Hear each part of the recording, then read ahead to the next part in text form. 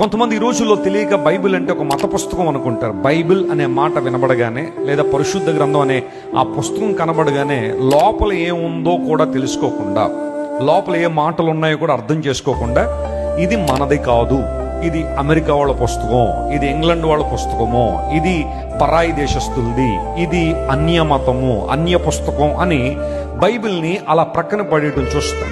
అదేంటో బైబిల్ దగ్గరికి వచ్చేసరికి అన్య అనే మాట వస్తుంది, ఇంకెక్కడ ఆ మాట రాదు. మనకి ఫారిన్ టెక్నాలజీ కావాలి, ఫారిన్ వస్తువులు కావాలి, ఫారిన్ ఫిలాసఫీస్ కావాలి, అన్నీ కావాలి. కానీ బైబిల్ దగ్గరికి వచ్చేసరికి మాత్రం అబే ఇది అన్య మతం అండి, పరాయి దేశం అండి, పరాయి మతం అని చాలా మంది అనుకుంటారు.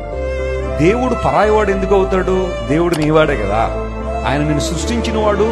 నీవెప్పుడు నా సొత్తు అని దేవుడు మాట్లాడుతున్నప్పుడు ఆయన ఎందుకు పరాయివానిగా మనం చూస్తాం?